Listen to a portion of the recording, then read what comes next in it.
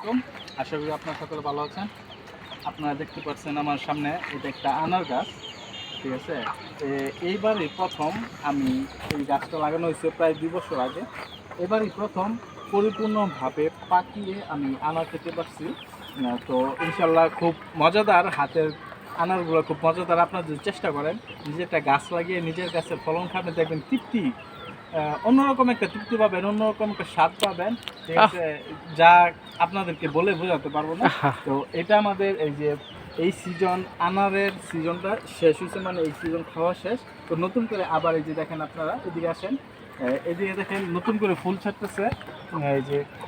এই যে আনার ধরছে আমার এখানে, অসংখ্য আনার ধরছে, মাশাআল্লাহ অসংখ্য আনার ধরছে। তো ইনশাআল্লাহ এবারেও মনে করতেছি যে ভালো একটা ফলন পাবো এই আনার গাছ থেকে। এই যে অসংখ্য আনার ধরছে। আর এখন তো বৃষ্টি নাই, যদি বৃষ্টি হয় যতটুকু ফলন আপনারা দেখতে পারতেছেন, আমার মনে হয় এই ফলনটা আরও দ্বিগুণ হয়ে যাবে। ঠিক আছে? তো বৃষ্টি নাই, আপাতত আমরা পানি দিয়েই যত্ন অবধি করছি। তবে বৃষ্টির সাথে তুলনা হয় না। বৃষ্টির পানিতে মনে হয় অন্যরকম একটা, আমার মনে হয় সার আছে, বরকত আছে। এখানে একটা আনার, এই যে একটা আনার, আনারটা ছিঁড়ে গেছে।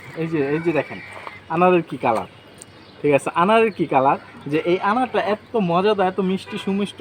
আমি বাইরে থেকেও আনার কিনে খাইছি, তো আনার ভালো লাগছে, মিষ্টি লাগছে, কিন্তু আমার হাতের গাছের আনারগুলো যে এত পরিমাণ রস, যে আপনাদেরকে বলে বোঝাতে পারবো না। ঠিক আছে? এত সুন্দর, এত মজাদার, যে আসলে আপনারা বলতে পারেন যে নিজের গাছ দেখে বাড়ায় বাড়ায় বলতেছেন না। আপনারা একটা লাগান, উদ্যোক্তা হন, নিজের হাতের নিজের গাছে ফলন খান, দেখেন অন্যরকম তৃপ্তি পাবেন, মজা পাবেন। ঠিক আছে? আপনারা সকলে দোয়া করবেন। আসসালামু আলাইকুম ওয়া রাহমাতুল্লাহি ওয়া বারাকাতুহু।